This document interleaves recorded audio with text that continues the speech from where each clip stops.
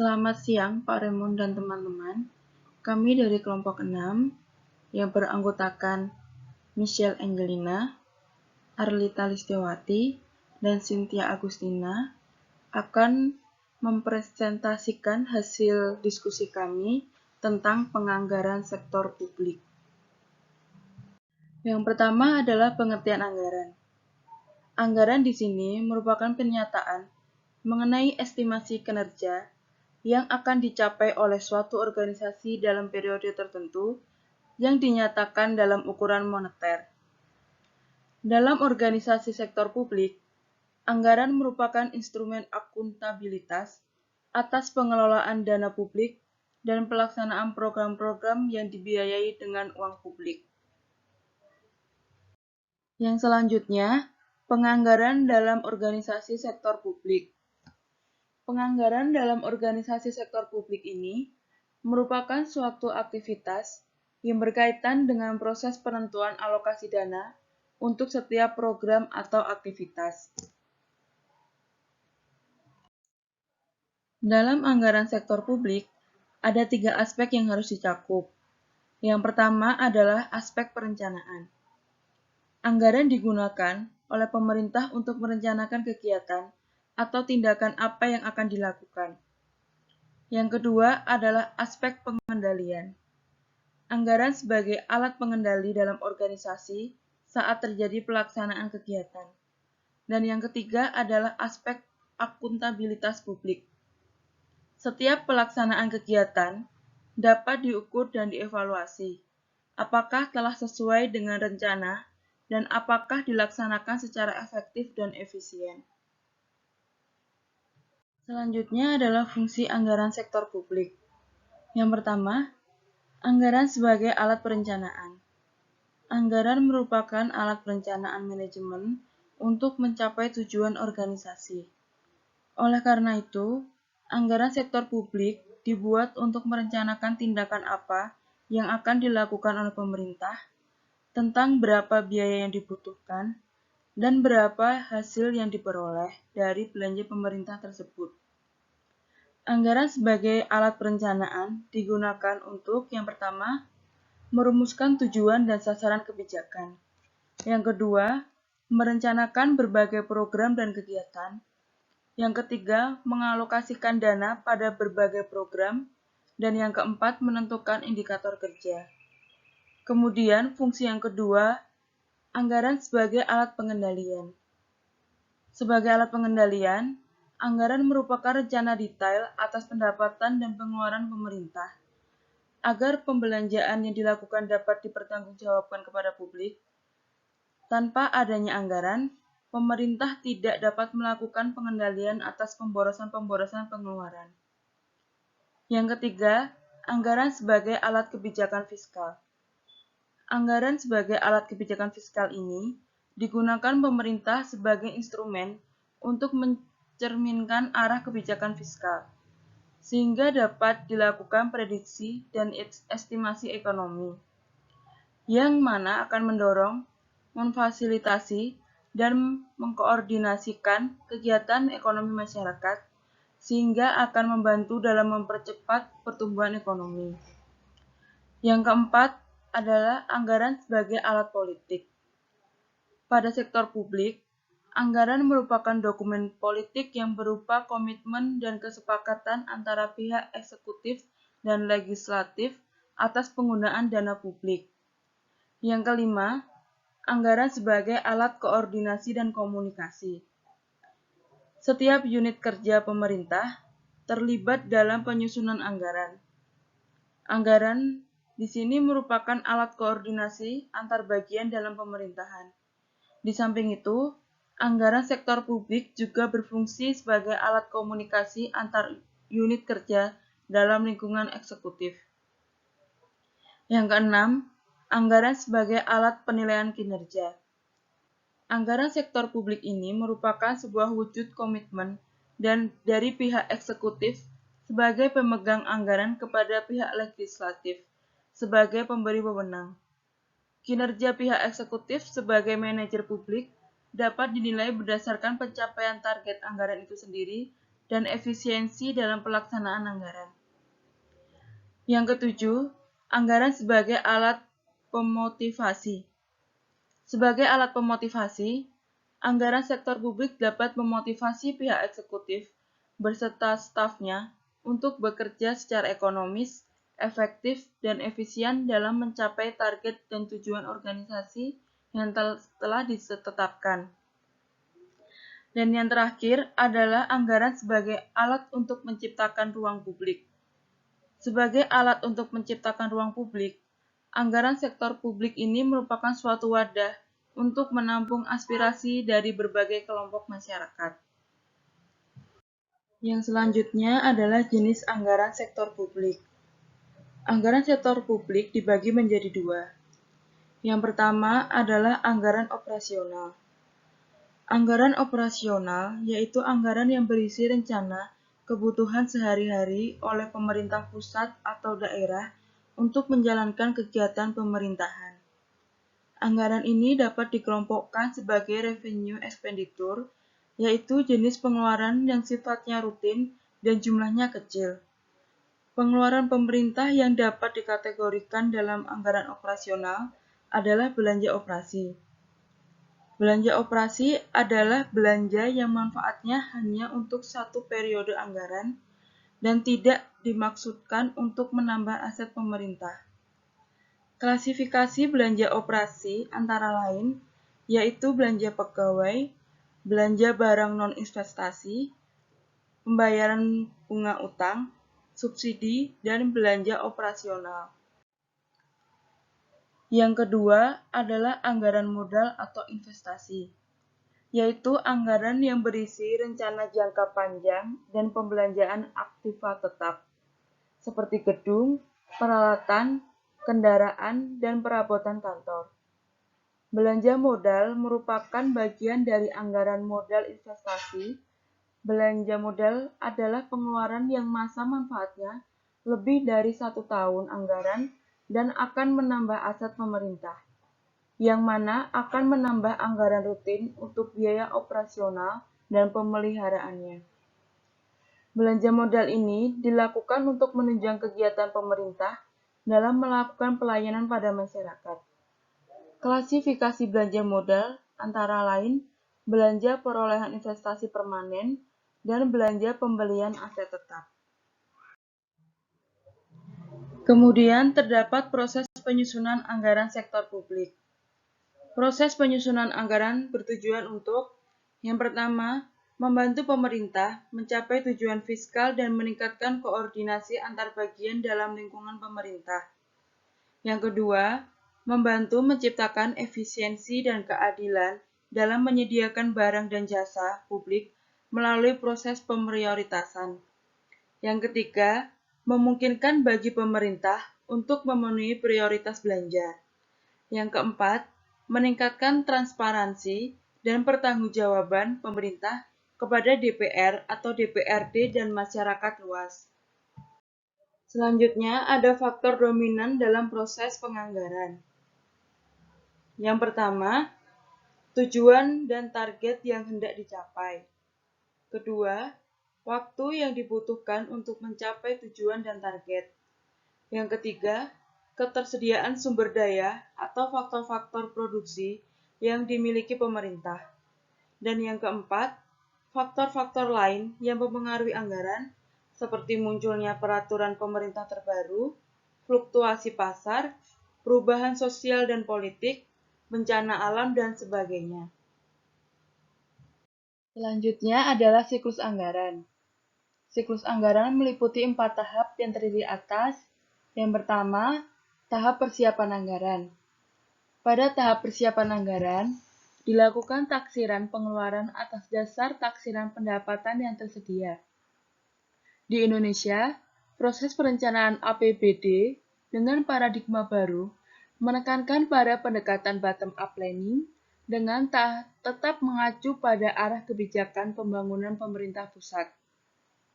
Pada pemerintah pusat, perencanaan pembangunan dimulai dari penyusunan program pembangunan nasional atau Propenas yang merupakan operasionalisasi GBHN. Propenas tersebut kemudian dijabarkan dalam bentuk rencana strategis atau Renstra.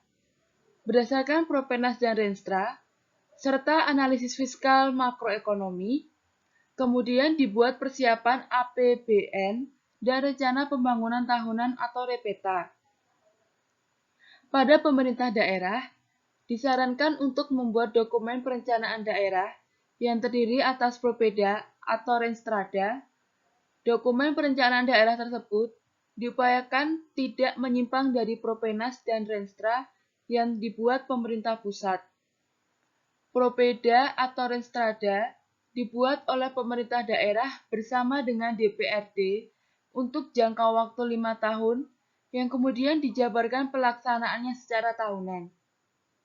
Rincian Renstrada untuk setiap tahunnya akan digunakan sebagai penyusunan Repetada dan APBD. Repetada merupakan kerangka kebijakan bagi penyedia dana dalam APBD.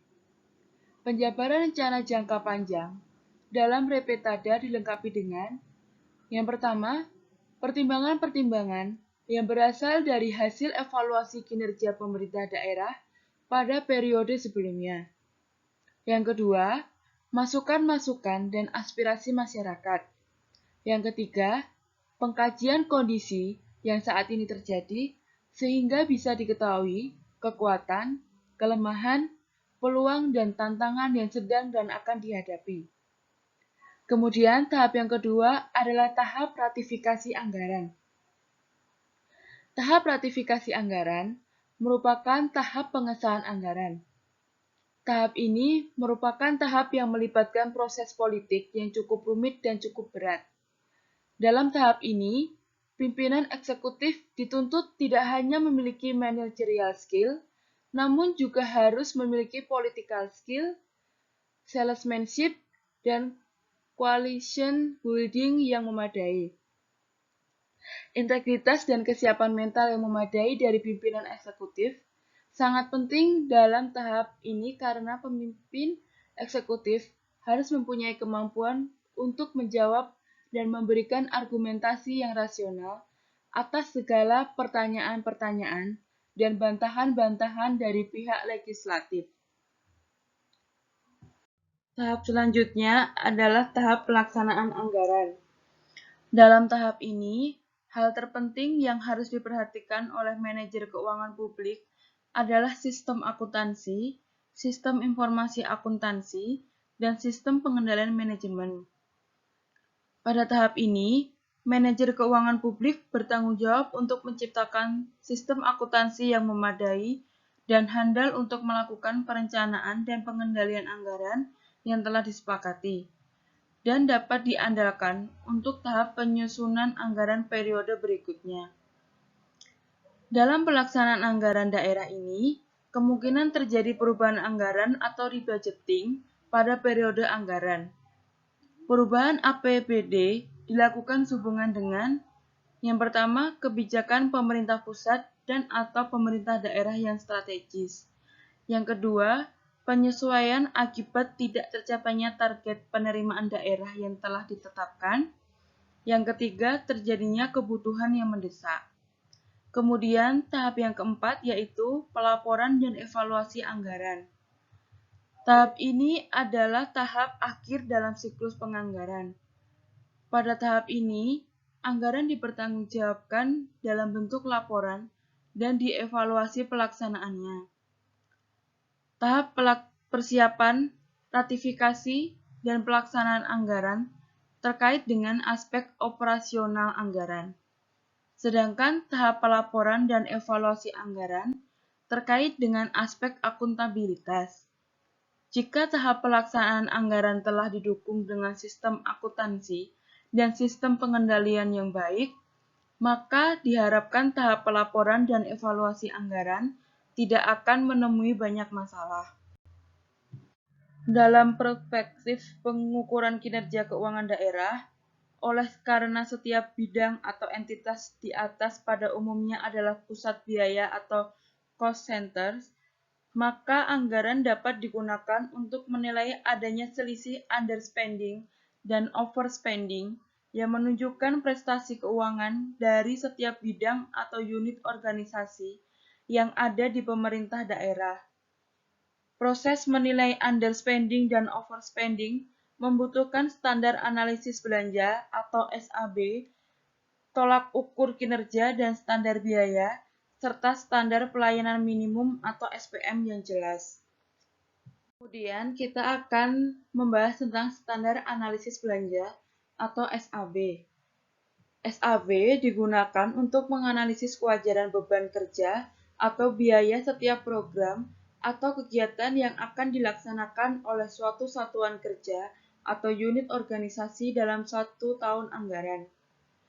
Beberapa pertimbangan dalam menilai kewajaran beban kerja, yaitu yang pertama, kaitan logis antara program atau kegiatan yang diusulkan dengan strategi dan prioritas APBD. Yang kedua, kesesuaian antara program atau kegiatan yang diusulkan dengan tugas pokok dan fungsi satuan kerja yang bersangkutan. Yang ketiga, kapasitas satuan kerja yang bersangkutan untuk melaksanakan program atau kegiatan pada tingkat pencapaian yang diinginkan dalam jangka 1 tahun anggaran. Selanjutnya adalah sistem pelayanan minimal atau SPM. SPM merupakan tolak ukur kinerja dalam penentuan pencapaian jenis dan mutu pelayanan dasar yang merupakan urusan wajib daerah. Manfaat penerapan SPM yang pertama, memberikan jaminan kepada masyarakat. Yang kedua, dapat menentukan jumlah anggaran yang dibutuhkan. Yang ketiga, landasan dalam menentukan pertimbangan keuangan. Yang keempat, sebagai dasar dalam menentukan anggaran berbasis kinerja. Yang kelima, sebagai alat ukur untuk melakukan penilaian kinerja. Yang keenam, sebagai benchmark untuk mengukur tingkat keberhasilan. Yang ketujuh, menjadi dasar pelaksanaan pengawasan. Yang kedelapan, memperjelas tugas pokok pemerintah daerah. Yang kesembilan, mendorong transparansi dan partisipasi masyarakat. Anggaran sektor publik. Yang pertama adalah anggaran tradisional atau konvensional. Anggaran ini merupakan pendekatan yang banyak digunakan di negara berkembang. Dan anggaran ini memiliki dua ciri utama, yaitu incrementalism atau hanya menambahkan atau mengurangi jumlah rupiah pada item-item anggaran yang sudah ada sebelumnya. Dasar yang digunakan adalah data-data tahun sebelumnya. Yang kedua adalah line item, yaitu metode ini tidak bisa menghilangkan item-item penerimaan atau pengeluaran yang telah ada dalam anggaran. Kemudian ciri-ciri yang lain adalah sentralis, spesifikasi, tahunan, dan prinsip anggaran bruto.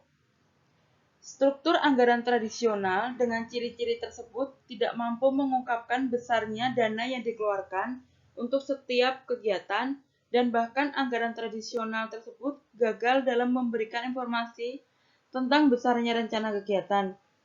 Oleh karena tidak tersedianya berbagai informasi tersebut, maka satu-satunya tolak ukur yang digunakan untuk tujuan pengawasan hanyalah tingkat kepatuhan penggunaan anggaran. Yang selanjutnya adalah anggaran dengan pendekatan New Public Management. New Public Management berfokus pada manajemen sektor publik yang berorientasi pada kinerja, bukan berorientasi pada kebijakan. Penggunaan paradigma New Public Management tersebut menimbulkan beberapa konsekuensi bagi pemerintah, di antaranya adalah tuntutan untuk melakukan efisiensi, pemangkasan biaya, dan kompetisi tender. New Public Management ini memiliki ciri-ciri sebagai berikut. Yang pertama adalah komprehensif atau komparatif. Yang selanjutnya terintegrasi dan lintas departemen. Yang selanjutnya proses pengambilan keputusan yang rasional, lalu berjangka panjang, lalu spesifikasi tujuan dan perankingan prioritas. Yang selanjutnya analisis total cost dan benefit. Yang selanjutnya berorientasi pada input, output, dan outcome, tidak hanya sekedar input saja. Yang terakhir adanya pengawasan kinerja. Yang selanjutnya adalah teknik penganggaran sektor publik berdasarkan NPM. Yang pertama, sistem anggaran kinerja atau Performance Budgeting System. Yang kedua, Zero Based Budgeting System. Yang ketiga, Planning, Programming, and Budgeting System atau PPBS. Performance Budgeting System disusun untuk mengatasi kelemahan yang terdapat pada anggaran tradisional, terutama kelemahan yang disebabkan oleh tidak adanya tolak ukur yang dapat digunakan untuk mengukur kinerja dalam pencapaian tujuan dan sasaran pelayanan publik. Sistem yang mencakup kegiatan penyusunan program dan tolak ukur kinerja, yaitu ekonomi efisien dan efektivitas, sebagai instrumen untuk mencapai tujuan dan sasaran. Yang kedua adalah Zero-Based Budgeting System. Sistem penyusunan anggaran yang benar-benar didasarkan pada kebutuhan saat ini, tanpa berpatokan pada anggaran tahun lalu atau line item dan incrementalism. Dengan Zero-Based Budgeting, penyusunan anggaran diasumsikan mulai dari nol, sehingga item-item anggaran tahun lalu mungkin dikurangi, ditambah, atau bahkan diganti sama sekali dengan item yang baru sesuai dengan kebutuhan saat ini. Yang ketiga adalah Planning, Programming, dan Budgeting System. Sistem penganggaran ini didasarkan pada teori sistem yang berorientasi pada output dan tujuan dengan penekanan utamanya adalah alokasi sumber daya berdasarkan analisis ekonomi.